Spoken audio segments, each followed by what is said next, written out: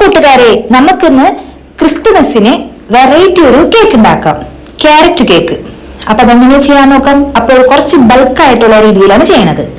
അതിനുവേണ്ടി പഞ്ചസാര 2 ഗ്ലാസ് പഞ്ചസാര ഒരു പാത്രത്തിൽ കാരമലൈസ് ചെയ്യാൻ എടുത്തിട്ടുണ്ട്. ഇത് ഇനി നന്നായി ഉരുകി വരുമ്പോൾ അതിലോട്ട് 2 ഗ്ലാസ് ചൂടുവെള്ളം ഒഴിച്ചു കൊടുക്കാം.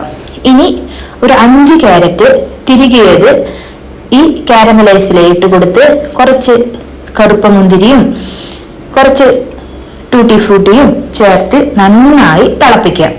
തിളച്ച് ആ വെള്ളമൊക്കെ വറ്റി ഒരു പാതി വെള്ളമാണ് വരെ നന്നായി തിളപ്പിക്കാൻ വിടുക. ഈ സമയം മിക്സിയുടെ ജാറിലോട്ട് 5 മുട്ട എടുക്കാം. മിക്സിയുടെ അതിലോട്ട് ശർക്കര 1 കപ്പ്, 1 കപ്പ് പഞ്ചസാര, വാനില എസൻസ്, ഇനി ഇതിലോട്ട് 1 കപ്പ് സൺഫ്ലവർ ഓയിൽ കൂടി ചേർത്ത് നന്നായി അരച്ച് പേസ്റ്റാക്കി വെക്കുക.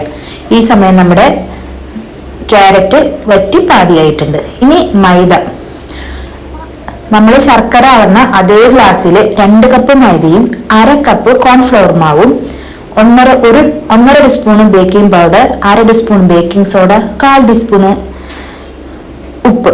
ഇനി ഇതിലേക്ക് ഗ്രാമ്പു, പട്ട, ഏലക്ക, ജാതിക്ക, ഡ്രൈ ജിഞ്ചർ പൊടിച്ചത് എല്ലാം 1/2 ടീസ്പൂണ്. ഇനി എല്ലാം കൂടി മിക്സ് ചെയ്യാം.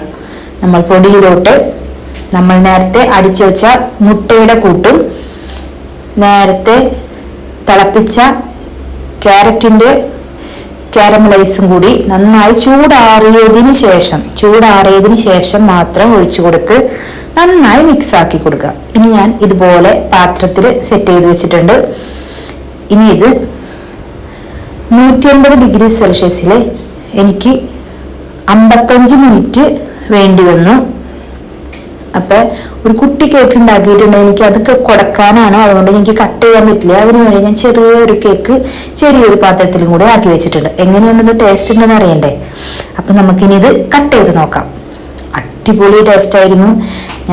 ഞാൻ പ്രതീക്ഷിച്ചില്ല, അത്രയ്ക്കും ടേസ്റ്റ് ആയിരുന്നു. നല്ല സൂപ്പറായി വന്നിട്ടുണ്ട്, സോഫ്റ്റ് ആയിട്ട് വന്നിട്ടുണ്ട്. അപ്പൊ ഈ ക്രിസ്തുമസിന് ക്യാരറ്റ് കേക്ക് വീട്ടിൽ തന്നെ ഉണ്ടാക്കാം.